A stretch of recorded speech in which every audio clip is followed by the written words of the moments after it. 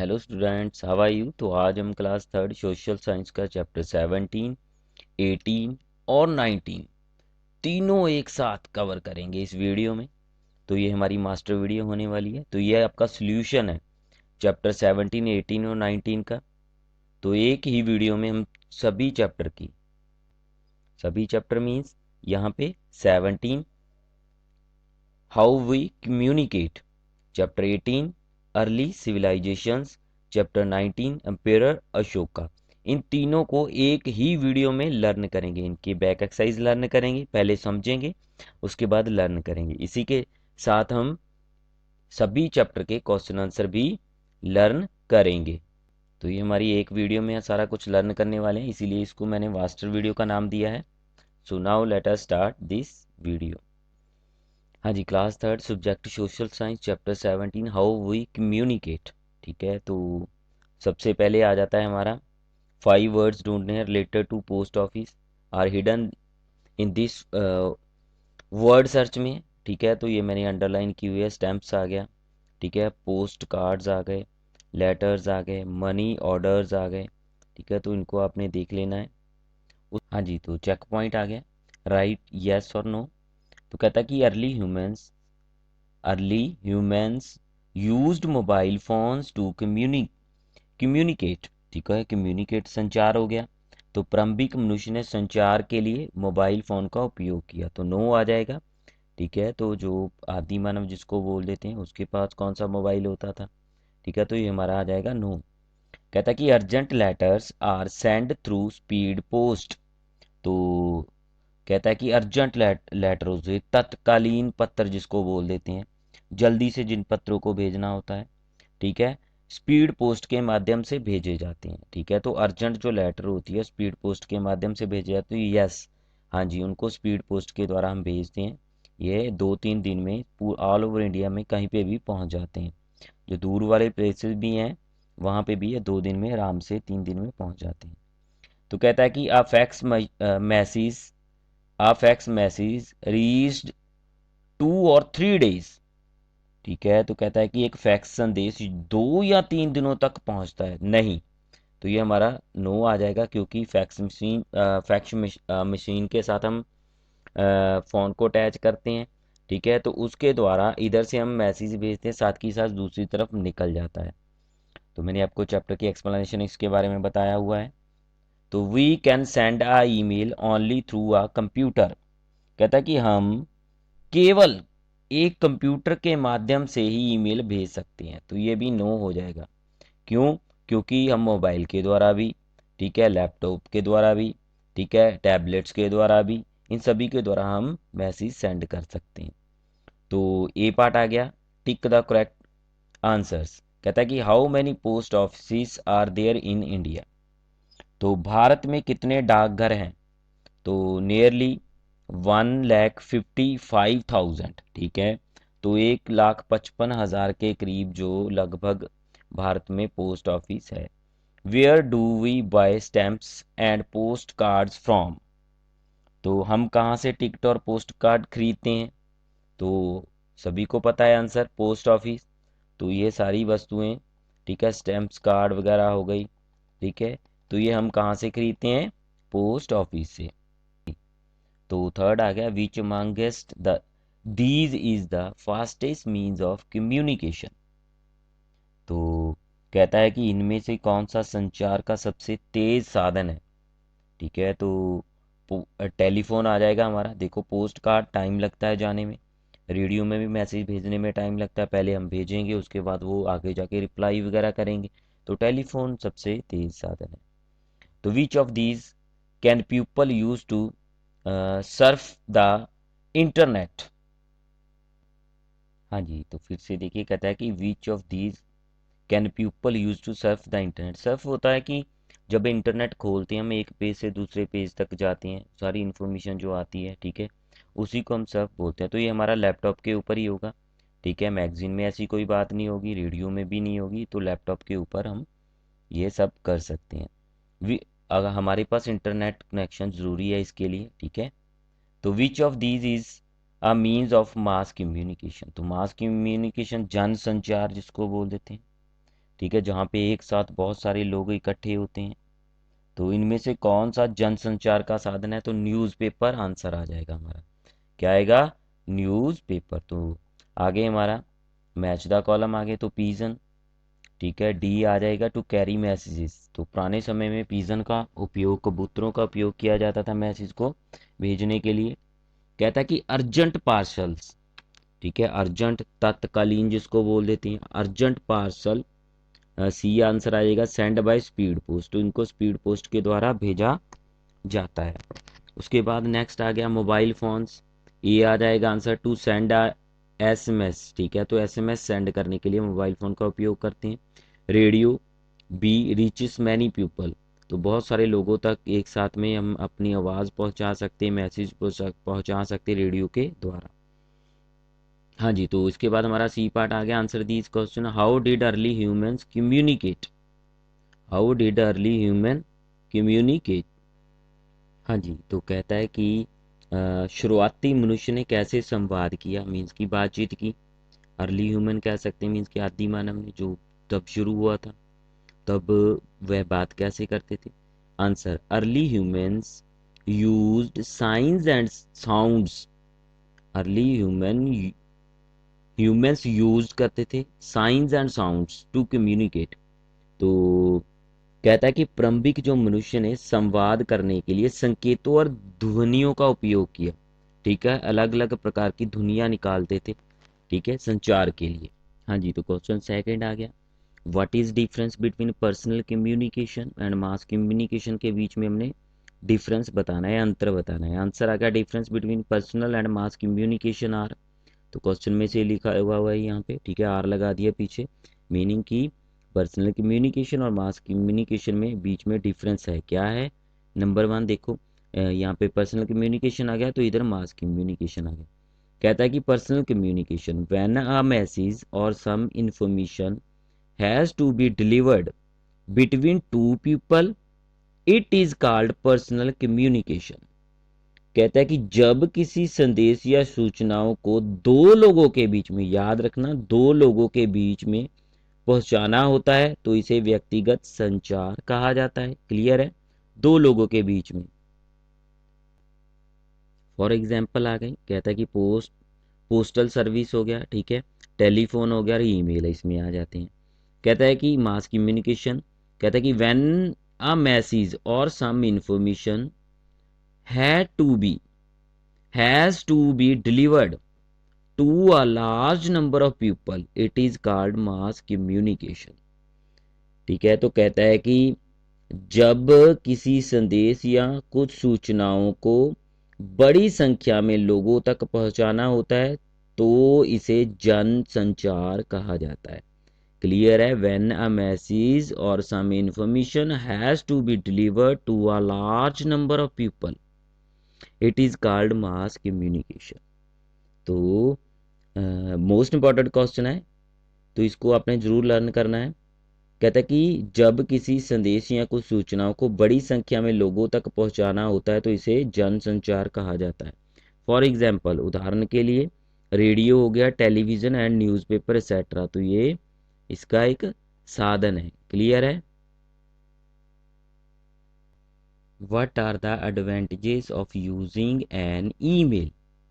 तो कहता है कि ईमेल का उपयोग करने के क्या फ़ायदे हैं, तो फ़ायदे बताने हैं। Advantages of using email are, ठीक है, तो कहता है कि ईमेल का उपयोग करने के लाभ हैं, कौन कौन से हैं। Number one, it is very fast, तो यह बहुत तेज़ है।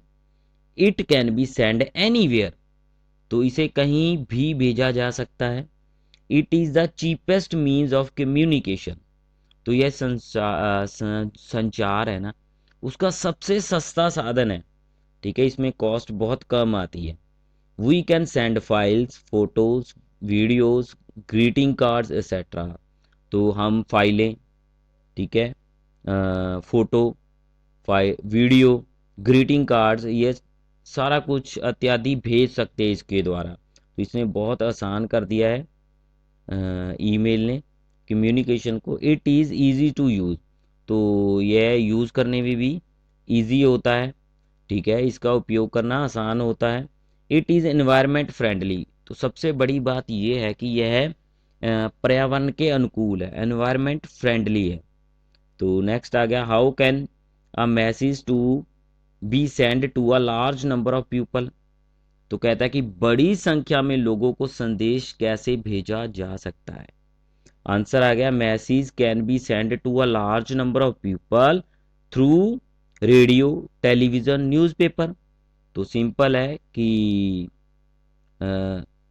बड़ी संख्या में लोगों को संदेश भेजा जा सकता है रेडियो, टेलीविजन और न्यूज़पेपर के द्वारा। तो थिंक एंड आंसर आ गया।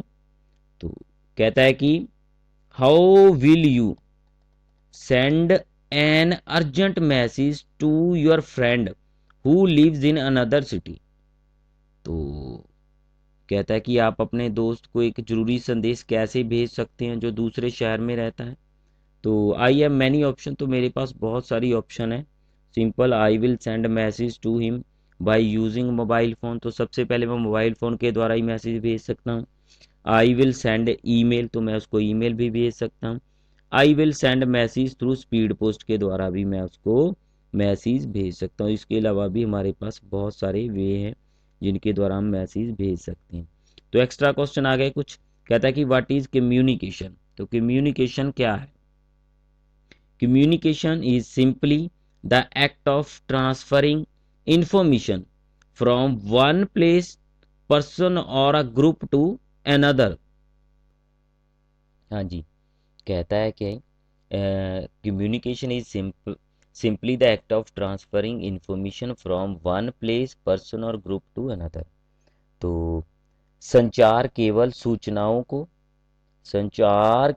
सूचनाओं को एक स्थान, व्यक्ति या समूह से दूसरे स्थान पर स्थानांतरित करने का कार्य है। मीन्स की भेजने का कार्य है संचार। तो कहता है कि what were the earliest means of communication. ठीक है, संचार के शुरुआती साधन क्या थे? शुरू में संचार के कौन से साधन उपयोग किए जाते थे? तो आंसर आ गया हमारा नंबर 1, पीजन्स। ठीक है, शुरुआत में पीजन का उपयोग किया जाता था मैसेज को भेजने के लिए। तो some time man were send either on foot or horseback to deliver messages. तो कभी कभी पुरुषों को ठीक है, पैदल या घोड़े के ऊपर भेजा जाता था संदेश लेके। ठीक है, तो वो संदेश इनके द्वारा भेजते थे। नेक्स्ट आ गया हमारा क्लास 3 सब्जेक्ट सोशल चैप्टर 18। तो ये हमारा 18 चैप्टर आ गया, अर्ली सिविलाइजेशन। राइट, ट्रू और फॉल्स लिखने हैं हमने यहाँ पे। तो कहता है कि ziggurats were buildings built for gods in Mesopotamia. तो जगुराट्स जो थे ना, मेसोपोटामिया में देवताओं के लिए बनाए गए भवन थे। ठीक है, तो जो मेसोपोटामिया थे वहाँ पे देवताओं के लिए जो भवन बनाए जाते थे ना, उसको जगुराट्स बोलते थे। तो ये ट्रू हो जाएगा हमारा। ठीक है, तो the moon God was the chief God of the Egyptian. कहता है कि जो चंद्रमा देवता मिस्र के मुख्य देवता थे। तो ये फॉल्स हो जाएगा क्योंकि उनके सन थे, नॉट ए मून। ठीक है, तो ये हमारा फॉल्स हो जाएगा। The Egyptians built many pyramids. तो ये हमारा ट्रू हो जाएगा, मिस्रियों ने कई पिरामिड बनाए थे। ठीक है, जो मिस्र के लोग थे ना, उन्होंने बहुत सारे पिरामिड्स बनाए थे। तो ये हमारा ट्रू हो जाएगा। फोर्थ आ गया, Chinese civilization came up in present day Iraq. तो कहता है कि वर्तमान इराक में चीनी सभ्यता का उदय हुआ। तो ये हमारा फॉल्स हो जाएगा, वहां पे इसका उदय नहीं हुआ था। The first printing was done by Chinese. तो ये ट्रू हो जाएगा, पहली छपाई जो चीनियों द्वारा की गई थी। ठीक है, चाइनी लोगों ने सबसे पहले पेपर खोजा था और उसकी छपाई का काम भी इन्होंने ही सबसे पहले किया था। तो इसके बाद हमारा आ जाता है B part, match the column. तो फर्स्ट आ गया हैमरबी। तो हैमरबी डी आ जाएगा इसका आंसर, मैसोपोटामिया। तो हैमरबी मैसोपोटामिया। रिवर नील या नाइल बोल सकते हो। ठीक है, तो सबसे लंबी नदी जो है तो आंसर आ गया हमारा ए, फ्लोइंग इन अफ्रीका। ठीक है, तो अफ्रीका में बहती है, संसार की सबसे लंबी नदी भी है। ममीज वर, ममीज क्या बॉडी को प्रिवेंट करते थे। ठीक है, तो प्रिजर्व डेड बॉडीज, ठीक है, तो प्रिजर्व करते थे। बॉडी होती है ह्यूमन की, मरने के बाद उसके ऊपर इस तरह की मेडिसन लगा के लेप कर दिया जाता था मेडिसन का ऊपर, और बैंडेज उसके ऊपर व्रैप कर दी जाती थी, जिससे बॉडी जल्दी खराब नहीं होती थी। कहता है कि द ग्रेट वॉल, ठीक है, ग्रेट वॉल, तो हमें पता है ये great wall was built in China, तो ये चाइना में बनी हुई है, चीन ने बनाया था इसे, ठीक है, तो ग्रेट वॉल हमें पता ही है।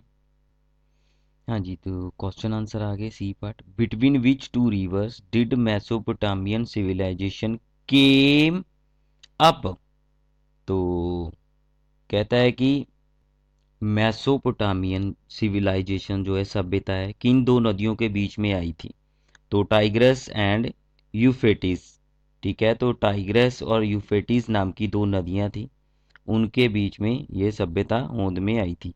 तो मैंने मैप के द्वारा भी आपको एक्सप्लेनेशन की चैप्टर में दिखाया हुआ है। हाँ जी, सेकंड कहता है कि व्हाट आर पिरामिड्स, तो पिरामिड क्या है। Which is the largest pyramid in the world, तो विश्व का सबसे बड़ा पिरामिड कौन सा है। तो दो स्टेटमेंट है हमारे पास, ठीक है। पहली में क्या पूछा है कि पिरामिड क्या है, दूसरी में पूछ रहा है विश्व का सबसे बड़ा पिरामिड कौन सा है। तो आंसर आ गया buildings built as rest places for kings after their death are called pyramids, तो वह बिल्डिंग, ठीक है, जो रेस्ट प्लेस के रूप में बनाई जाती है राजाओं के जब उनकी मृत्यु हो जाती है, ठीक है, तो कह सकते हो कि उनकी मृत्यु के बाद राजाओं के विश्राम स्थलों के रूप में निर्मित इमारतें पिरामिड होती है।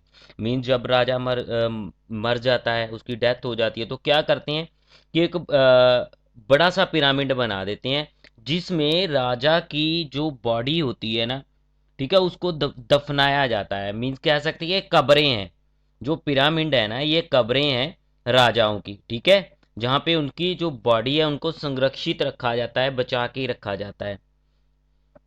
The great pyramid of Giza is the largest pyramid in the world, कहता है कि ग्रेट पिरामिड ऑफ गीजा दुनिया का सबसे बड़ा पिरामिड है। तो दोनों स्टेटमेंट हमारी क्लियर होगी। सेकंड आगे नेक्स्ट क्वेश्चन आ गया, who were the first to grow tea, तो who were the first to grow tea, चाय उगाने वाले सबसे पहले कौन थे। Write any two of their other invention, तो उनकी दो और इन्वेंशन भी लिखनी है, खोजे भी लिखनी है, ठीक है। चाय उगाने वाले सबसे पहले कौन थे, उनकी दो अन्य आविष्कारों के नाम लिखें। तो Chinese were the first to grow tea, तो पहले क्वेश्चन का आंसर हो गया कि चाइनीज, ठीक है, चाय उगाने वाले पहले लोग थे, ठीक है, तो चीनी चाय उगाने वाले पहले थे। तो दे आल्सो इन्वेंटेड, तो उन्होंने खोजा, उनके जहाँ आविष्कार, उनके आविष्कार टेक्निक ऑफ प्रिंटिंग्स, ठीक है, छपाई की तकनीक उन्होंने खोजी। तो प्रोड्यूसिंग सिल्क, रेशम का उत्पादन करना भी उन्होंने ही शुरू किया था, सबसे पहले इनका उपयोग इन्होंने ही शुरू किया था। हाँ जी, कहते हैं कि राशि is in front of the great pyramid of Giza, in which continent is she, तो राशि गीजा के महान पिरामिड के सामने है, वह किस महाद्वीप में है, तो आंसर आ जाएगा अफ्रीका, तो वह अफ्रीका महाद्वीप में है। तो एक्स्ट्रा क्वेश्चन है कुछ, देख लेते हैं इनको। कहता है कि व्हाट आर सिविलाइजेशन, ठीक है, तो सभ्यता क्या है।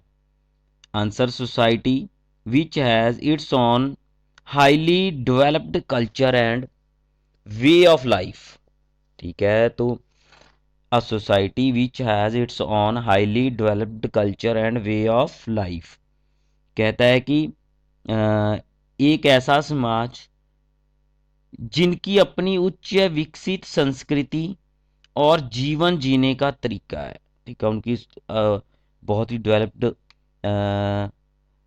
संस्कृति होती है और उनका जीने का तरीका अलग से होता है। कहता है कि हु इन्वेंटेड पेपर, तो कागज का आविष्कार किसने किया था, चाइना, आंसर आ जाएगा चाइना ने किया था। Where is the river Nile located, तो जो नील है या नाइल रिवर कहाँ पे स्थापित है, तो इजिप्ट, इजिप्ट, ठीक है, तो इजिप्ट में ये स्थापित है। तो नेक्स्ट आ गया हमारा next chapter, class third, subject social science, chapter 19, emperor Ashoka, सम्राट अशोका। सबसे पहले ये part fill in the blanks आ गया। कहता है कि the royal palace of Ashoka was at Pataliputra, तो ग्रीन में मैंने आंसर दिया हुआ है। तो कहता है कि अशोका का शाही स्थान पाटलिपुत्र में था। तो many people died during the Kalinga war, तो कलिंगा युद्ध के दौरान कई लोग मारे गए थे। ठीक है, तो answer will be a Kalinga. Ashoka built many roads and planted trees along the roads। कहता है कि अशोका ने, ठीक है, जो अशोक सम्राट अशोक था, उसने सड़कें बनवाई और सड़कों के किनारे पेड़ भी लगवाए थे उसने। ठीक है, अशोका बिल्ट रोड्स, तो अशोका ने रोड बनाए, सड़कें बनाई, and planted tree along the roads, तो जो रोड थे ना उनके दोनों तरफ उसने क्या किया, ट्री भी लगवाए थे। अशोका ने सड़कें बनवाई और सड़कों के किनारे पेड़ भी लगाए। तो messages of Ashoka, the messages of Ashoka is carved on rocks and pillars. ठीक है, तो कहता है कि अशोका का संदेश चट्टानों और खंभों पर उकेरा गया था। ठीक है, बड़ी बड़ी चट्टानें होती थी, उसके ऊपर कार्व करके, निकाशी करके उसके ऊपर लिखते थे। ठीक है, और उसको बाद में क्या करते थे, रोड के ऊपर लगा देते थे, जहाँ से लोग उसको आते जाते पढ़ सके। तो बी पार्ट आ गया, correct the following statements by changing the underline words, तो अंडरलाइन वर्ड है जो इनको चेंज करके, ठीक है, फॉलोइंग जो स्टेटमेंट है इसको हमने करेक्ट करना है। तो अंडरलाइन शब्दों को बदलकर निम्नलिखित कथनों को ठीक करें। तो पहला आ गया, Chanakya ruled over a large part of India. ठीक है, तो अंडरलाइन चाणक्य को किया, इसको रिप्लेस करेंगे अशोका आ जाएगा।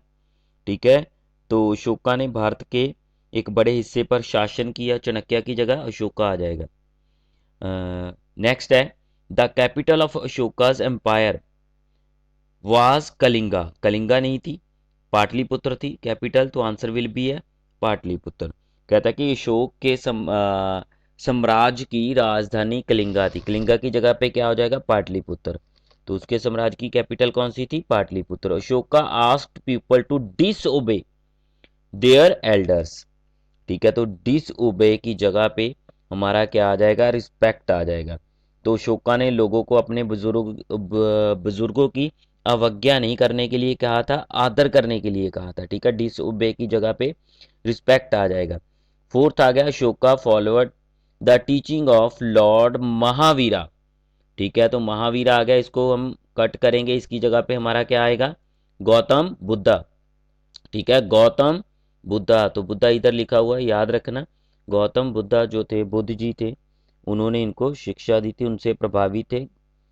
नेक्स्ट आ गया हमारा C part, answer these questions. तो why did Ashoka decide never to fight any war. ठीक है, तो कहता है अशोका ने कभी कोई युद्ध ना लड़ने का फैसला क्यों लिया।